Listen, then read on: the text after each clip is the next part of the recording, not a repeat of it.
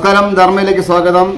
ഒരുപാട് പ്രാവശ്യം ഞാൻ ഈ മണമ്പൂർ ഗ്രാമപഞ്ചായത്ത് ഈ പറയുന്ന താലൂക്ക് ഹോസ്പിറ്റലിൻ്റെ വാർത്ത ചെയ്തിട്ടുണ്ട് ഒരുപാട് തവണ. കാരണം വെച്ച് കഴിഞ്ഞാൽ ഇവിടെ രാത്രി ആയാൽ ഈ പറയുന്ന ഡോക്ടർമാരുണ്ടാവില്ല. രാവിലെ 10 മണി കഴിഞ്ഞാലേ ഡോക്ടർമാർ വരാറുള്ളൂ. രാത്രിക്ക് വരുന്ന രോഗികളൊക്കെ ഒരുപാട് ബുദ്ധിമുട്ടിലാണ്. അത് മാത്രമല്ല, പണ്ടൊക്കെ പ്രസവം നടന്നൊരു ഹോസ്പിറ്റലും കൂടിയാണ്. ഇപ്പോഴാണ് ഈ ഹോസ്പിറ്റലിൻ്റെ അവസ്ഥ ഇങ്ങനെയായി മാറിയത്. ഏതായാലും പല പ്രാവശ്യങ്ങൾ വാർത്ത ചെയ്തു, ഒരു ഫലം ഉണ്ടായിട്ടില്ല. ഇപ്പോഴും ഡോക്ടർമാരില്ല. ഇന്ന് യുവമോർച്ച നേതൃത്വത്തിൽ ഇവിടെ ഉപരോധം നടക്കുകയാണ്. ഈ 12 വയസ്സിനായിട്ട് ആദ്യമായിട്ടാണ് പനിയും ഹിറ്റും വന്ന് ഛർദിയുണ്ട്. ഞാൻ കൊണ്ട് ചെന്നപ്പോഴത്തേക്ക് മണമ്പൂർ ആശുപത്രിയിലെ ഒരു ജീവനക്കാരൻ, അതായത് താൽക്കാലികമായിട്ട് നിയമിച്ച ജീവനക്കാരൻ, പുള്ളിക്കാരൻ്റെ അടുത്ത് ഞാൻ ചെന്ന് പറയും, സാറേ എനിക്ക് എമർജൻസിയാണ്, തുണ്ടുകയാണ്. അപ്പോൾ എൻ്റെ മോയ് വാർഡിൻ്റെ വെളിയിൽ കിടക്കുകയാണ്. അപ്പോൾ ആരെന്ന് പറഞ്ഞ് വെളിയിൽ ചെയ്യുന്നു പറഞ്ഞു. 4 മണിക്കൂർ വെയിറ്റ് ചെയ്തിട്ട് എനിക്ക് തുണ്ട് തന്നില്ല. ഞാൻ പറയാം, സാറേ എമർജൻസിയാണ്, തരാൻ പറ്റുമോ? നിനക്കൂടെ തരാൻ പറ്റുമെന്ന് ചോദിച്ചു. അങ്ങനെ ഞാൻ ചോദിച്ചു, ഇത് സത്യം തന്നെ പറയുന്നത്. ഞാൻ ചോദിച്ചത് എൻ്റെ കുടുംബത്തിൽ നിന്നെല്ലാം തരാതിരിക്കാമെന്ന് പറഞ്ഞു. ഇവരെന്നെ കഴുത്തിന് പിടിച്ച് വെളിയിലാക്കി. അങ്ങനെ പ്രശ്നമായി. പറഞ്ഞിട്ടെന്തൊരു കാര്യം അല്ല, ഞാൻ ഒരു ദിവസം എൻ്റെ വീട്ടിലെ പട്ടി മരിച്ചു. അപ്പോൾ അത് നാച്ചുറൽ ഡെത്തായിരുന്നു തോന്നി. ഈ കാലത്ത് മരിച്ച് കിടക്കുകയായിരുന്നു. നമ്മൾ തിരിച്ച് ചെന്ന് മണമ്പൂർ ആശുപത്രിയിൽ ഞാൻ ചോദിച്ച്, അവിടെ ഇരുന്നൊരു ഡോക്ടറോട് ചോദിച്ച്, നമുക്കെൻ്റെ വീട്ടിലെ പട്ടി മരിച്ച് വാക്സിൻ എടുക്കണോ എന്ന് ചോദിച്ചപ്പോഴത്തേക്ക് മുറിവൊന്നുമില്ല.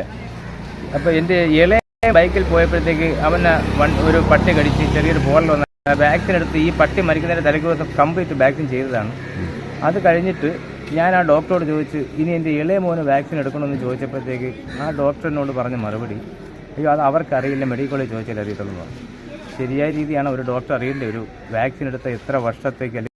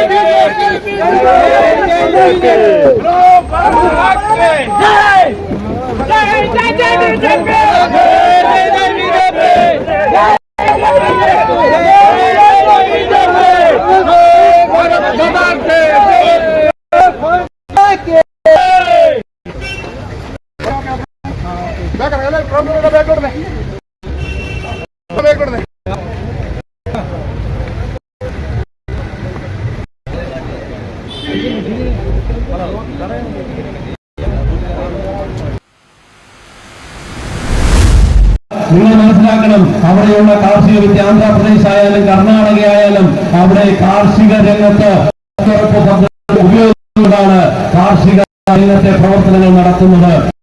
വളർത്തുന്ന ഭൂകൃഷി ചെയ്യുന്ന തമിഴ്നാട്ടിലാണ് പദ്ധതികൾ ചെയ്യുന്നത്. വിവിധങ്ങളായിട്ടുള്ള ജലസേചന പദ്ധതികളുണ്ട്. മാത്രം 1090 പദ്ധതി കൊണ്ട് സർക്കാരുടെ പറമ്പുകൾ ഉണ്ണിസത്യപ്പറക്കൽ